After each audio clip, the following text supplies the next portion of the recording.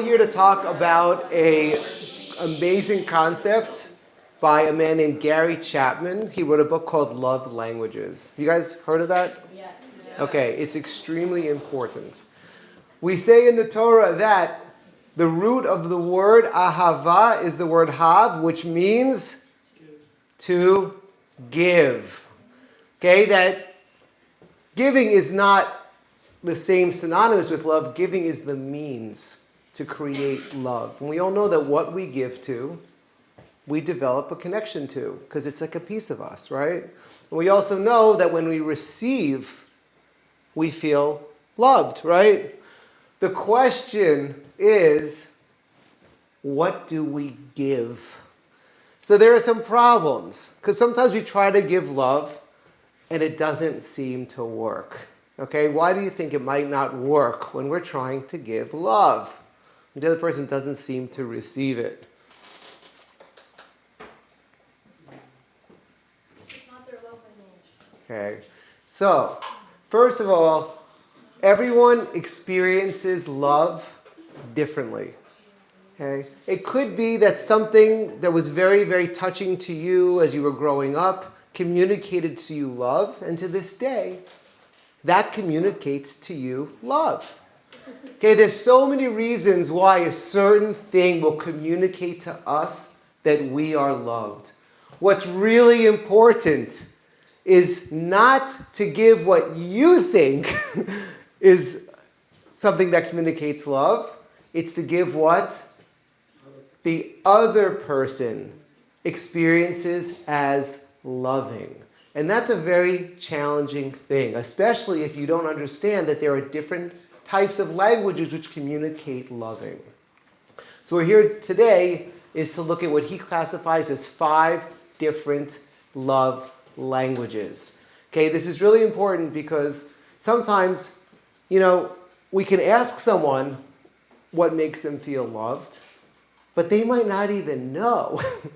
So if you don't really have the words to communicate these type of love, and there's more. I mean, in Torah we would say that there's really 3 basic primary needs that all human beings have in the soul, and these love languages fulfill those primary needs.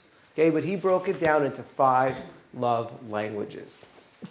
Okay, so what's the most foolish thing you can do when you're trying to show love is to spend a lot of time and a lot of effort with no results.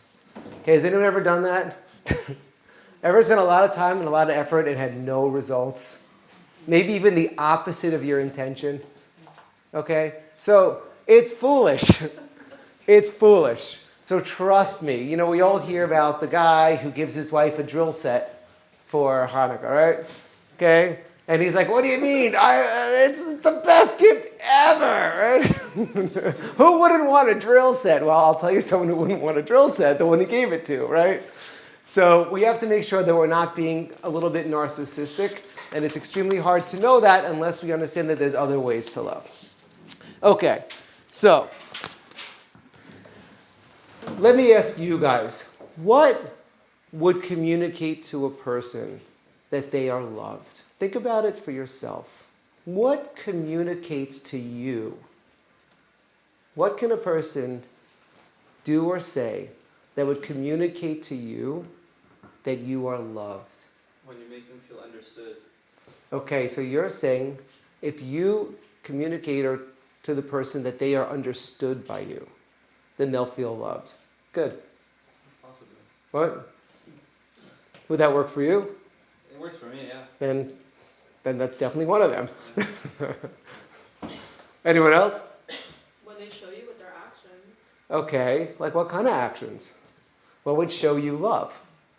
I think that for me personally, it's that someone really actually wants to spend time with me and to really be like, hey, whatever we do, it doesn't matter. It can literally be like sitting and having a cup of coffee outside under a tree as long as we're spending time together. Amazing. And that communicates to you love. Yes.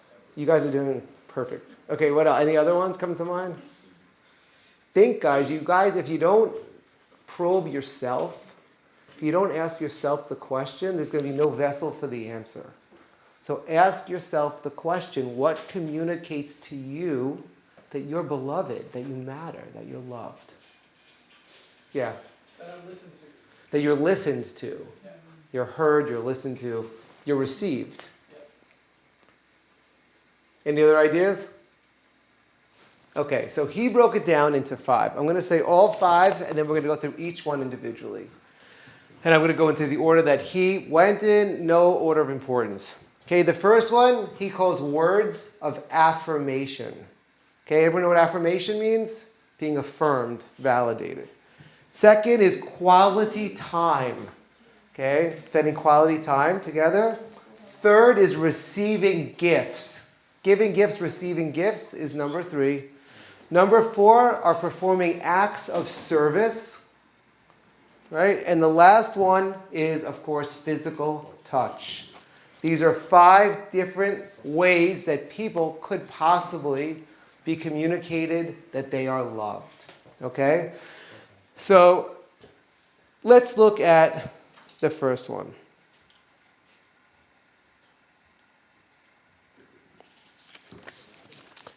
And also think about what people in your life. Very helpful to think about which one resonates the most with you.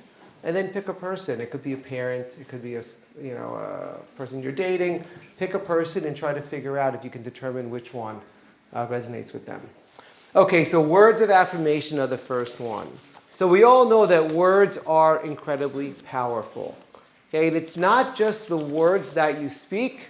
It's also how you speak them. That's why email is so confusing and so hard, right, in text. Because a lot of times you'll say something. That's why emojis were invented.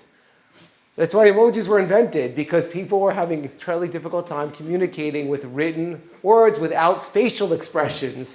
So they created facial expressions called emojis, right? Okay, so it's not just how you speak. It's the tone you use. It's the way you look at someone. It's the eye contact. All of those things are all part of words and words of affirmation. So we all know that words can have a tremendous impact on how we feel. Anyone disagree with that? Okay, words have a tremendous impact on how we feel. We could say words which are encouraging. Okay, the word encouraging literally means words that inspire courage. If you're feeling down and someone is encouraging to you, they literally lift you up. They help you feel like you can. They give you inspiration. They give you courage. That's with words. Encouragement requires empathy. It requires seeing what a person's going through, how they're struggling, and it requires knowing how to speak to them in a way which makes them feel like they are enough, like they can. Okay? We could also give words of kindness, right? Words of love. I love you. You're important. You matter. We can give words of apology and words of forgiveness. That also shows that you matter. Okay? That you matter. Someone says, I'm sorry I hurt you. What does that communicate to you? Empathy. Yeah. And that you matter. If you don't, right? If someone doesn't repair the relationship, it's because they don't think the relationship is worth repair.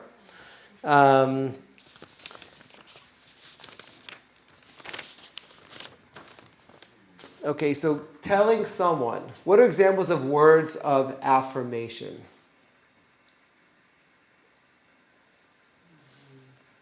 I'm proud of you. Okay, I'm proud of you. How would that make you feel? Accomplished. What about you're so special to me? How would that make you feel? Imagine someone you loved said to you, you're so special to me. How does that make you feel? Depends on the person. What? It depends on the person. Let's say they're sincere. I said someone you love. No, What? I'm saying the person receiving it. It depends on the person receiving it if they want words of affirmation or not. Well, I'll tell you, everyone would enjoy hearing that. There's not a human on the planet that doesn't think that's a nice thing to hear. But whether or not it's going to be the deepest, experience of love is another thing. But it's going to make everyone feel great. Okay? What else are words of affirmation? I miss you. I miss you. And describing things about the person that you miss. What is it about you that you miss, right? Right? I miss your kindness. I miss the way you light up the room, right? The more specific you are with words of affirmation, the more that it's going to touch their heart. Okay? And don't just stop at, don't just stop at the what. Go into the why. Right? Go into the why. Go into what something means for you, right? If you see someone's having a hard time, you literally can say to them, wow, I really admire your perseverance. You've had a lot of challenges, and the way that you keep getting up and going forward is really inspiring to me.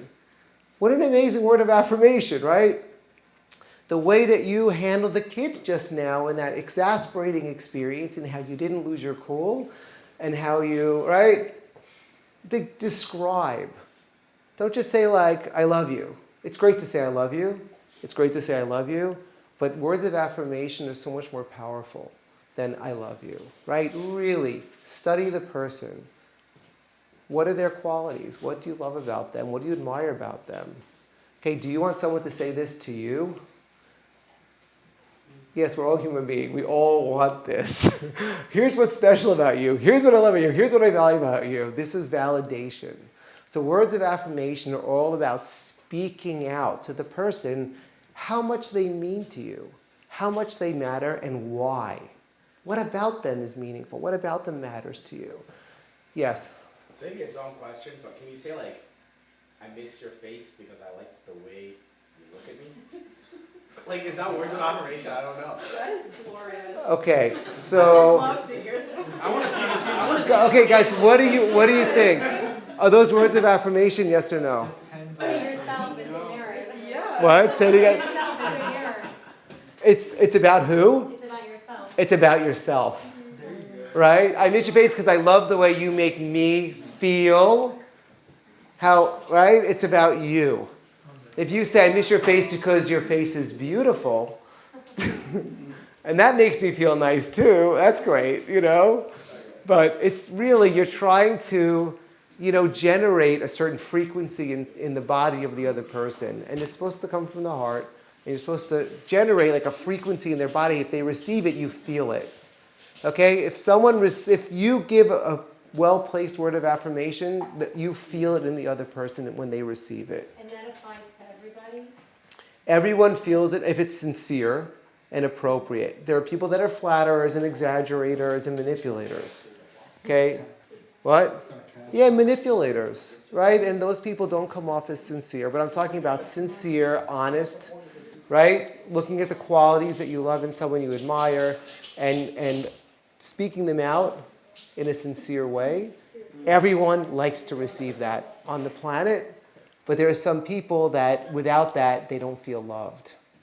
Okay, it's like, it's their oxygen. That's a deeper issue, no? What? But that's like a deeper issue, no? Well, it's their love language. And the whole idea, the whole idea that you have to love yourself before anyone can love you, there's a truth to that. There's a truth to that, but, okay, love is not a solitary sport. Okay, love is a relationship glue, and it has to do with people. So there's only so far you can go with just loving yourself. There's a huge ocean of growth that you can do through learning to love others. Okay? So they work in tandem. They work in tandem. Because receiving someone's love and loving back also enhances your self-love. But you have to start with the foundation of self-love. Okay? But it don't have to be a finished product. No one's a finished product anyway. Okay. So, on the flip side, words which are spoken that are not affirmative, that are derogatory. Okay, why does the Torah speak so much about hurtful words versus building words? Right? Because words that are derogatory, that are spoken in haste, can never be taken back. The Talmud talks about a situation where someone spoke slander against someone and it spread. And he came to the rabbi and he admitted what he did. And he said, what should I do? And the rabbi said, go home and bring me back a pillow from your house. So he comes and he goes to his bed, he takes a pillow. The rabbi takes the pillow, he rips it open, and he throws the feathers, which the wind takes, and they scatter all over the place, all over the, and out, right, all over the yard outside. And he says, go pick them all up. And the guy says, it's impossible. They're everywhere now. He said, so too is your speech. Okay? So too is your speech. But you can start with the person you hurt. So words can be so hurtful too. Okay, words can be one of the most powerful ways you can build, and they could also be one of the most powerful ways you can destroy. Okay? So there's a tremendous power to words of affirmation, and we are kind of in many ways, we are the trustee of the one we love. Right? We are the trustee, because we really have power. When someone loves us and we love them, right, we have power. Because we matter so much on such a deep attachment level that our words can be extremely challenging, extremely damaging, and extremely nourishing and extremely loving. Okay. Any questions on words of affirmation? Yeah. What about people who are uncomfortable hearing the words of affirmation? That probably isn't their love language. Right, okay. I would switch to another one. Okay, well, that's just saying, like, everyone wants to hear it, but some people, like, get uncomfortable with it, they just would They rather still not. love to hear it, Okay. but, you know, they'll enjoy it later. They might not enjoy it in front of you, but look, you know. But, and by the way, one thing that's very important is to understand that, you know, love makes requests, not demands. So the way that you use your words to request what you need, request your needs. So if you use your words in a way which still creates an opportunity for the person to give, okay, because what sometimes people say is, I need this, give me my love life, right?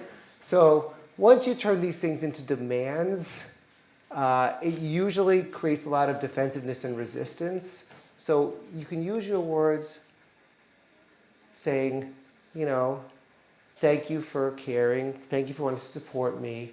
Thank you for being willing to grow in my needs and understanding my needs. With patience, right? Like, these are very, very important, because sometimes people take these things and they start accusing and demanding and blaming. So we're not here to do that. We're here to use these to grow, okay? And to learn how to love each other better. That's the goal of this class. That's the goal of marriage. That's the goal of life, right? So use these not as demands, but use these as a way of learning how to love each other better. And it's a trial and error process. Be patient, look for growth, and reward people with compliments and words of affirmation. Okay? Okay. And here's one tip that he talks about, which I thought was really cute. He says that one very nice thing you can do is you can give indirect words of affirmation about your partner to a third party, either with them present or not with them present, but that might get back to them. So that's an amazing way, right? If they overhear you talking about how great they are and how much you love them, right? So that's an amazing way of also delivering a word of affirmation. Okay? Any questions on words of affirmation? Who here feels like that's their number one? No? Yeah? By the way, when I first got here, Rebecca not only introduced herself, but said, it's so nice you're here. And she complimented me. She said, they're all coming to hear you. That's why people are here tonight. And she just made me feel so good. And right away. So, you're an expert at words of affirmation. You're a natural. So the fact that you said that it's your love language isn't surprising. Okay? Because we're usually the best at giving that technique that we like to receive, because we become experts in it. Because it's what we want, right? It's what we like. Okay, the second one is called quality time. And some people did start to allude to the idea of quality time.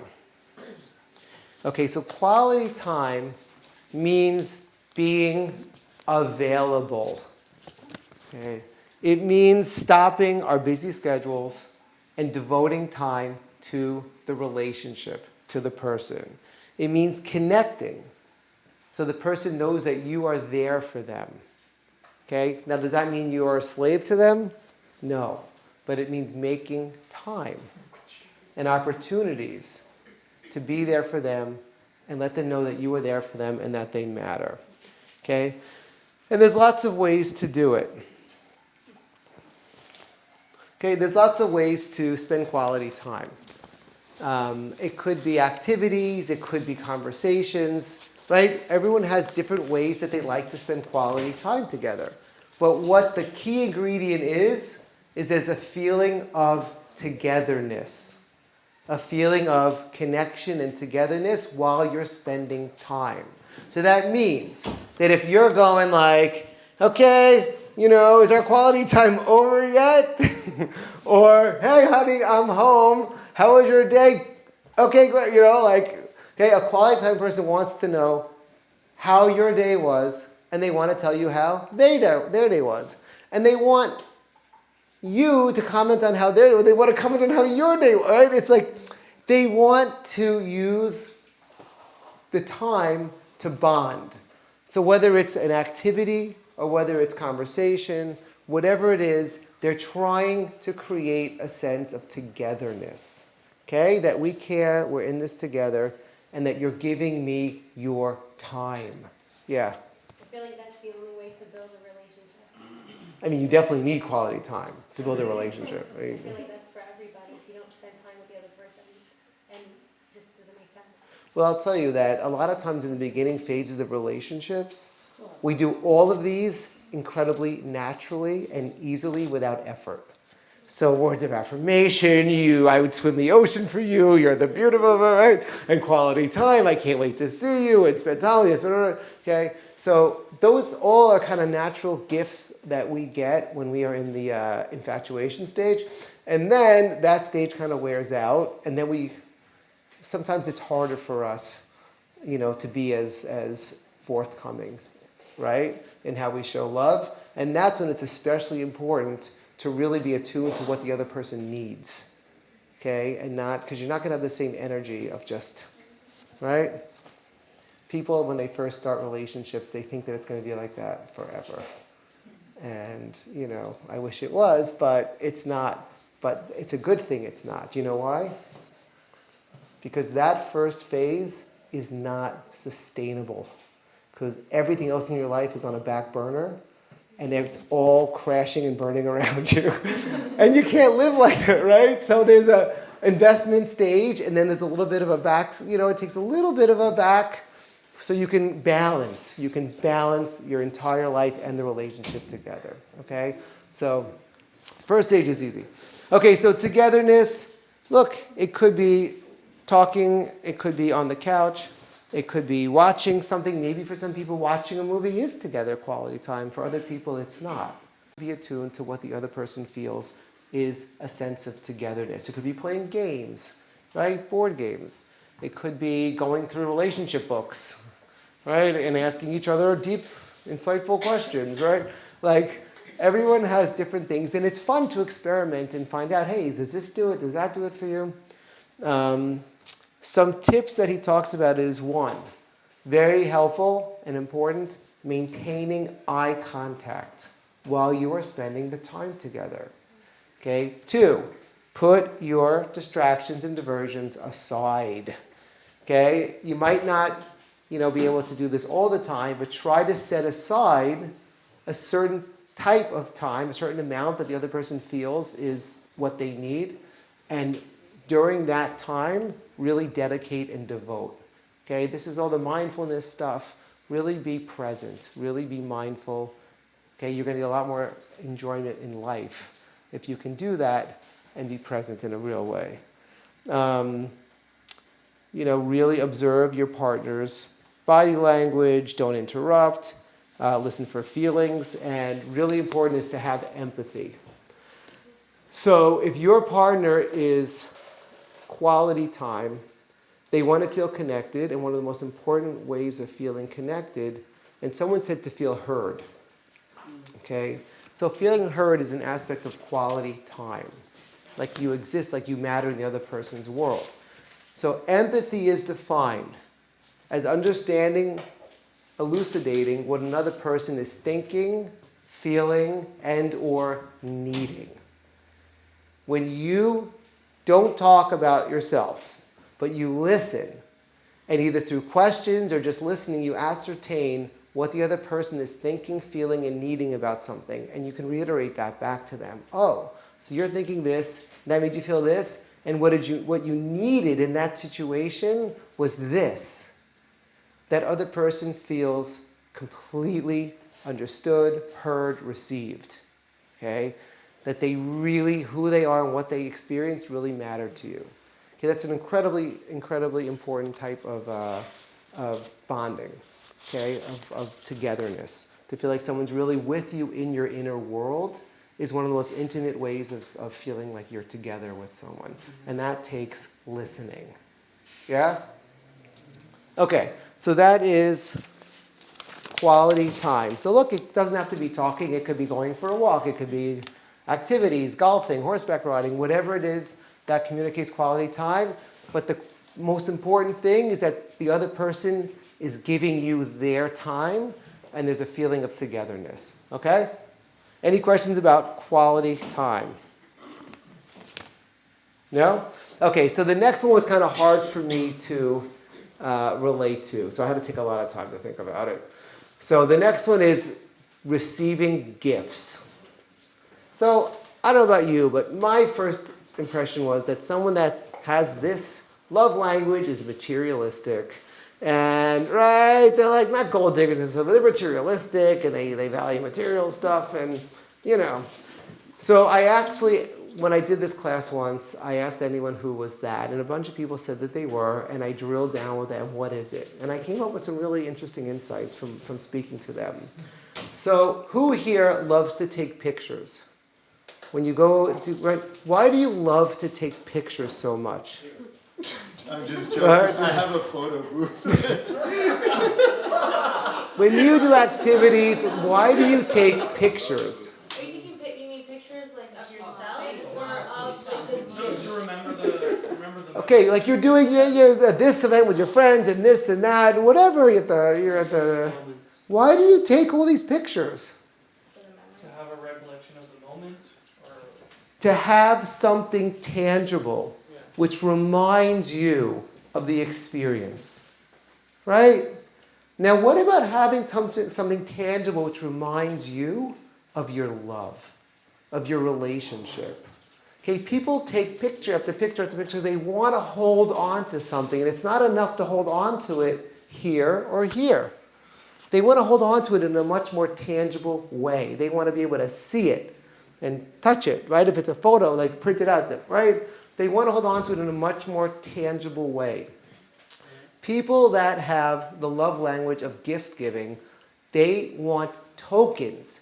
They want something they can hold which represents what they feel.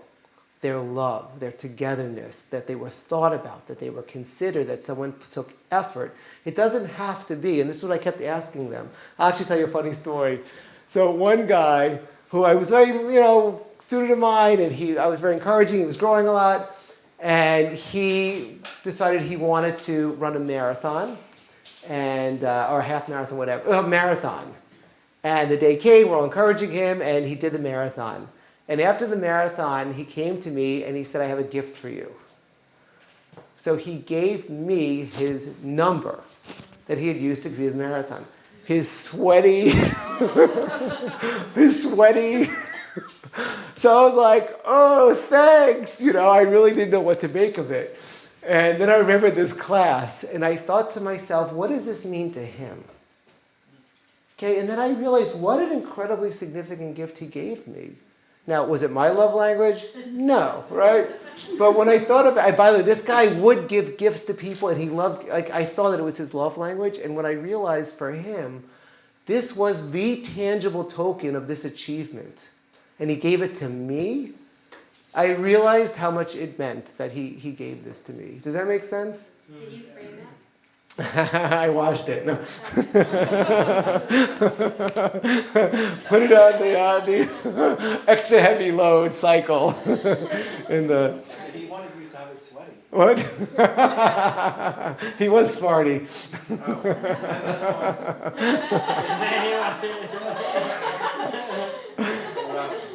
Okay, so it's not just, look, it's not the material. It could be a card. It's that you thought about them.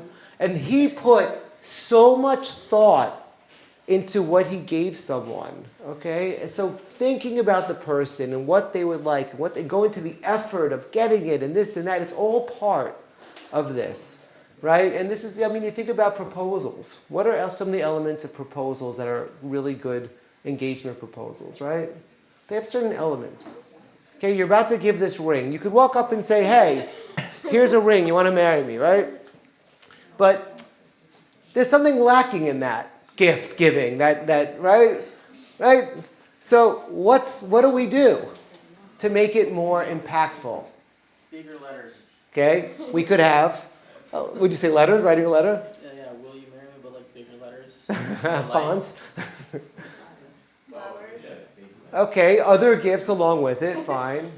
Photographs, like tangible of that day, tangible memories of that day. So giving concrete things for afterwards, The Yeah. process of but before. the Words of process. affirmation. No, like, it takes like where, who, how. Okay, so the more forethought the person took, the more effort they had to go through, and the more element of surprise, the more impactful the proposal is.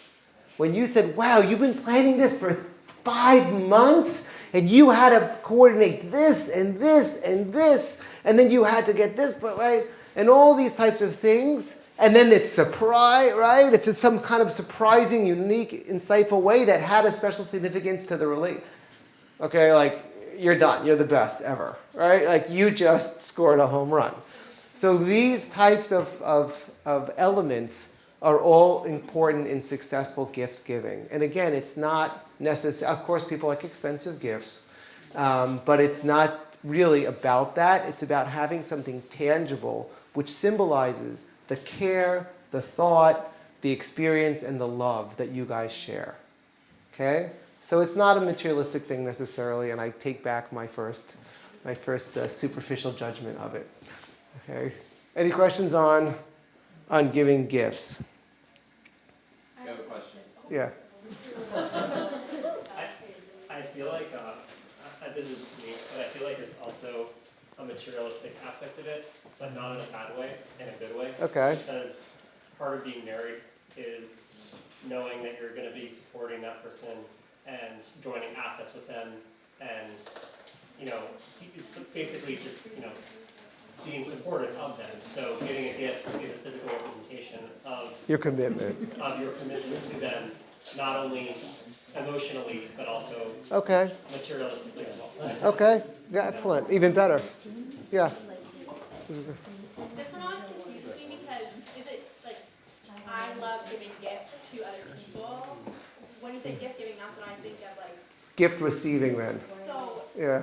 So like that guy who gave me his number, you were saying like that probably made him feel really good because he was giving you a gift, or you saying that that's probably his love language. Okay, so in this particular example, his love language was receiving gifts, and therefore he communicated his love to me through giving me a gift, even though that wasn't my love language. But, it was a cute example, but really it's about receiving gifts. The love language is about receiving gifts. If you happen to be a person that loves receiving gifts, you probably are a connoisseur of giving gifts as well, most likely. Yeah. My question to you is, for example, he gave you the number and you were like, it's not really the. I didn't say that. I was elated. I made him feel like he was, right? Yeah. For you personally, now. Oh yeah, for personally, I was like a little confused. Yeah. My question is, what if he gave you this like insane metal trophy that he won, that was like glorious with like little embedded diamonds? Like, would that make you feel any different? Yeah, like you see what I'm saying? Like. Well, no, it's not the sweaty. It depends on. I didn't get at first what it meant to him by its value. It was like a, you know what I mean? Like when you get it took me a little bit to process what it meant to him. But if it was something encrusted with diamonds, it would have been easier for me to understand what it meant to him. Okay? So that's why there was a little disconnect, because I didn't quite get it at first. Yeah. you're saying that wasn't your love language. Yeah. But wouldn't it depend on the gift? Like if it's specific to you, like you love a specific type Well, I'm not saying I don't like gifts. Yeah. Wait, all of these, do we like all of these? Very important. We're not saying that these aren't things that all human beings love. What we're saying is what is the most essential to communicate love. You have a first, a second, a third, a fourth. They could all be equal, but oftentimes people do have a hierarchy. And we're trying to identify what your hierarchy is. And maybe this is second, right? Maybe it's third. But it's very helpful to understand, what your hierarchy is. Yeah? What if you know someone who likes to give you like baked goods? Is that a gift giving thing or is that a acts of service thing? It could also, look, it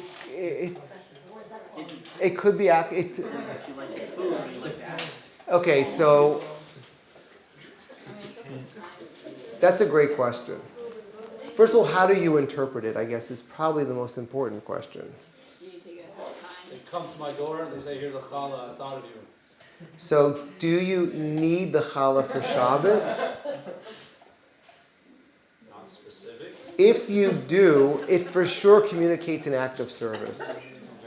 Okay, so there's nuances. If you don't need it for something like, oh, you're going to this birthday party, here's a cake to bring to your nephew, right? So that's an act of service. If it's just for you, it might feel more like a gift, receiving gifts. Acts of service do have a different flavor. It could be there could be a thin line, but there's a different flavor. Does that help? Yeah?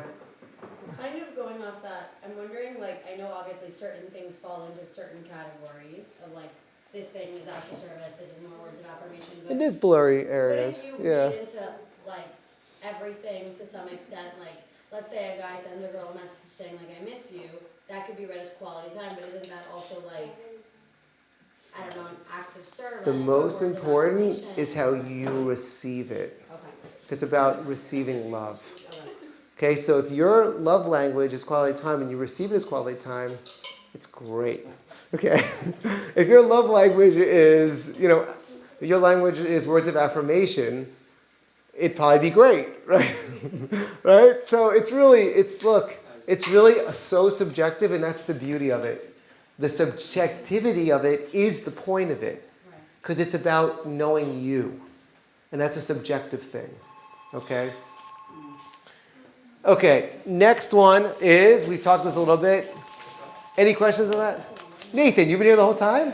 I just got here. Okay, fine. I'm like, oh my God, Nathan's here. Okay, so any questions? Any other questions on so what are the three that we've seen so far, just to review so it's fresh? Words of affirmation, quality time, and receiving gifts. Okay? So the next one is called acts of service. So this one has to do with actions which take care of your needs. Okay, that is what communicates that a person's doing an act of service. So sometimes gifts don't have anything to do with your needs besides your need to feel loved. Forget about that for a second. But sometimes there's no kind of more utilitarian need. Acts of service are there to help you and take care of your needs. Okay? So if the lawn needs mowing and someone comes and says, I saw your lawn needs mowing and I know you had a busy week, so I mowed your lawn for you, an act of service person will think that is the highest form of love. Okay? Right? Taking the trash out, putting away the dishes, right? Making dinner, picking up the babysitter, running to the store and getting a couple of items that you noticed weren't in the home, right? So all of these things are examples of acts of service. And when we receive these, interestingly enough, some people would say, okay, that's just what people do for each other. Other people will say that communicates love. Now the opposite, unfortunately, could communicate a lack of love. And again, all of these are where disconnections take place. So if someone's love language is quality time, and the other person's is acts of service, and let's say the husband, it's acts of service, and the woman's quality time, and the man walks in, and the house is a disaster, and she's like, aren't you excited to see me? He might not, he might not get past the fact that, and especially if he said, look, just a very basic, minimal sense of order, nothing has to be clean, just like there should be a path along the floor when I walk home, and he comes home and there's, right? So for him to feel like a basic need, like act of service hasn't been performed, it might be hard for him to tune into the quality time that she wants and needs, right? Okay, so that's one of the issues is when you don't get this thing, it might communicate a lack of love. Even though the person's like, I made myself available, I have all this time for you right now, we could do quality time, that's how they would receive, right? So they are doing things which would communicate love.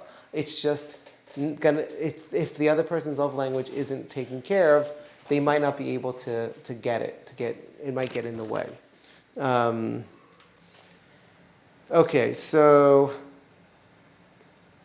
yeah, if you So like that challenge of like the lack of thereof of, I don't know, gifts or words of affirmation, like how do you get past that? Like say, or like show that you still love someone without putting in. why wouldn't you put it? Not like effort, but like let's say like you don't really give like that many gifts. You know what I mean? And like you like to give, I don't know, like words of affirmation instead. So like how do you get past that like hurdle? So he's saying, how do you get past what you want to give to what the other person needs to receive? Is that what you're asking? Yeah.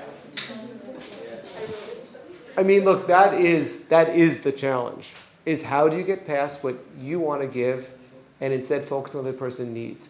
I'll just tell you on the first hand, if you don't get past this, you're wasting a lot of time and energy and not getting the results that you want, okay?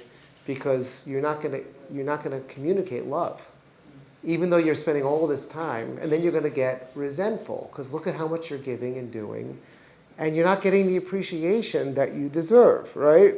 So it's a no-win strategy. I tell people, forget about all the other things, figure out exactly what they want to receive, be a little creative with it, and start focusing on learning their love language, how to do it, what the frequency is. Most likely it's not excessive.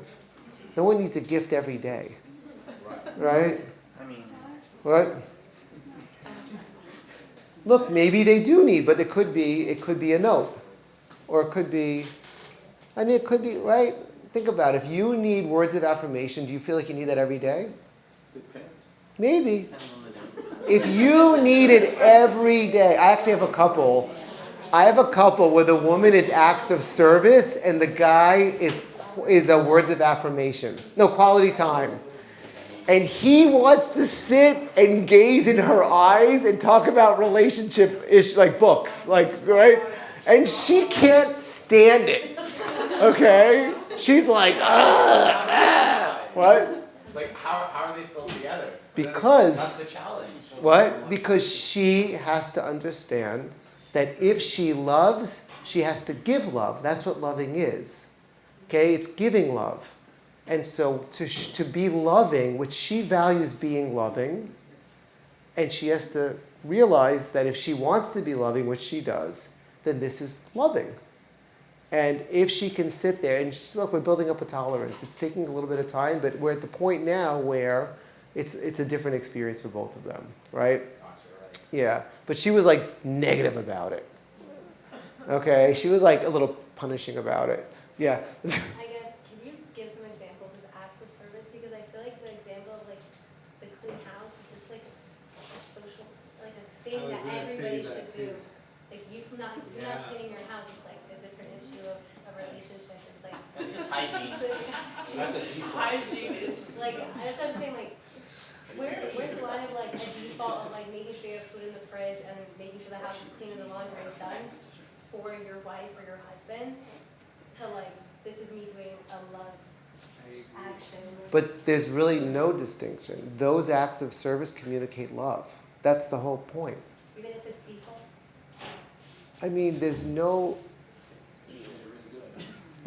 mean, you're saying what separates what is the expectation versus what's considered to be an act of service? Yeah, sure. I mean, look, there are certain qualities that would differentiate it. They're all appreciated and communicate love. They all do. Okay, but they might be taken for granted, especially if they're expected, right? But what would be different is if it's something that they wouldn't expect.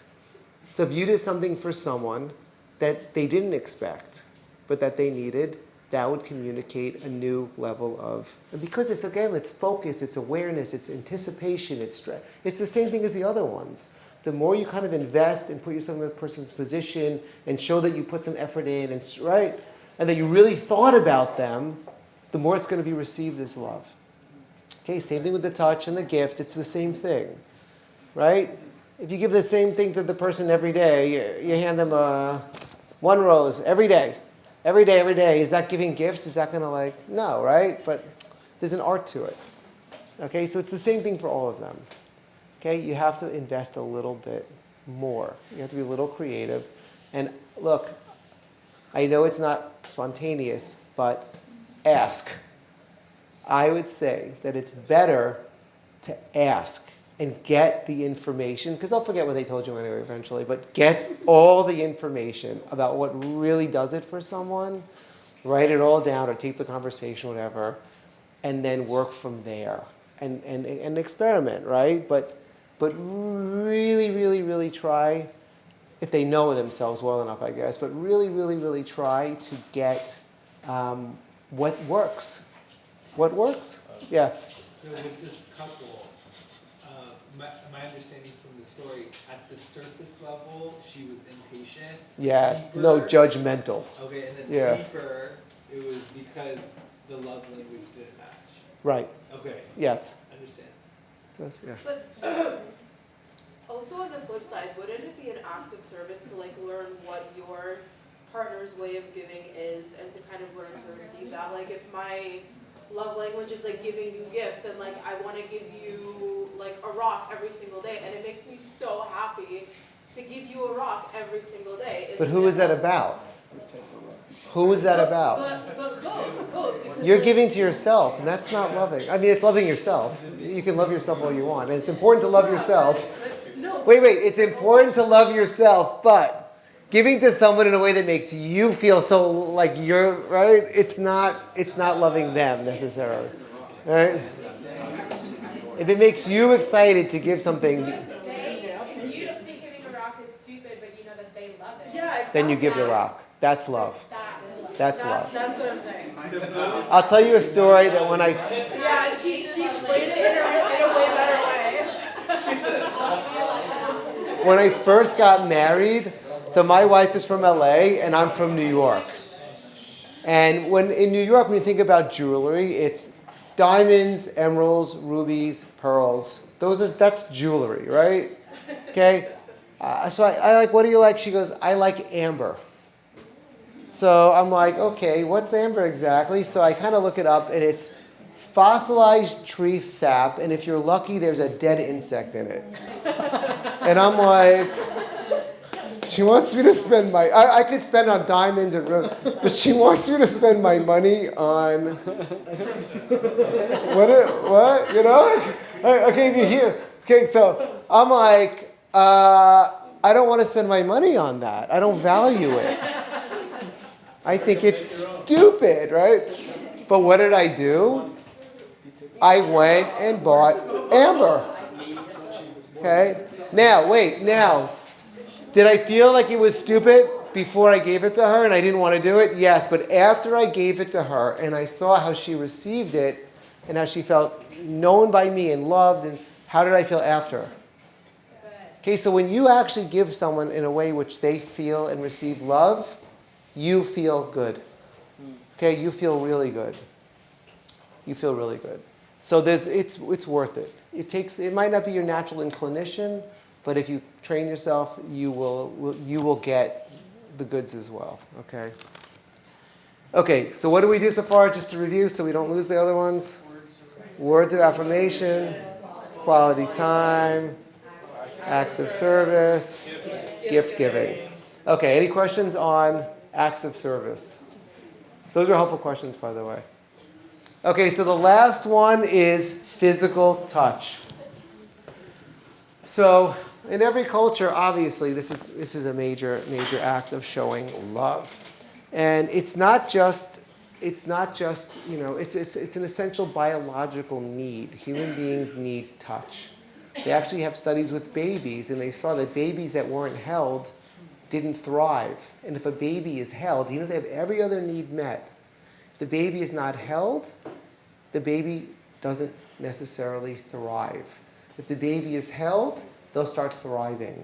Okay, there's a fundamental need for touch and connection through touch. Okay, so this is one of the love languages, connection through touch. It's very, very powerful. We have all types of sensors in our skin, and it's the entire body. Your skin is an incredibly sensitive organ across your whole body. Okay? Physical touch is not limited to sexual touch. It's any type of contact.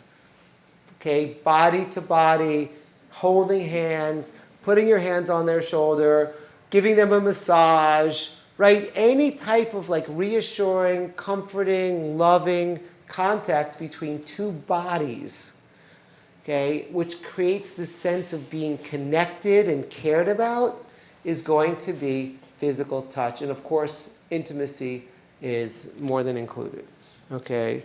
So a hug, a caress, hand on your shoulder, foot rub, kiss, right? These are all examples. And we know that touch is therapeutic, right? We know that human beings need connection, and that touch communicates connection. Okay? And for some people, without that type of connection, they don't feel loved. You can give them gifts, you can spend time with them, but if they don't have that physical touch, body to body, presence, touch, physical, tangible, it won't communicate love in the same way. This is the short one. Pretty obvious. Any questions on this one? Is that okay? To have this as a love language? No, to have that be, at least in the state, I don't know how to phrase this in the way that I'm trying to, it just being a deal breaker, physical touch. I mean, if your love language is physical touch and the person you're with is not interested being a in... foundation, my love language is physical touch, so if this person doesn't touch me in whatever way that it means, then is that okay? Because I feel like that for anything is worse the materialistic side of gift giving or receiving. No? I mean, if your spouse refuses to give to you in a way that you feel loved, it will always be a problem. Is that my? There's something I'm not getting. Who can help me with her question?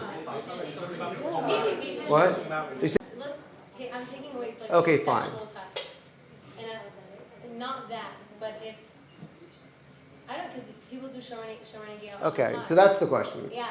So if your love language is touch, how can you know if the other person is equally responsive to touch, or if they could be touch averse? Is that what you're asking? That's another question. What? Sure, that's another question. That's a good one. Okay, so I'm going to tell you right now that a person's ability to be present physically, sexually, touch is communicated in a million ways before there's touch. Okay?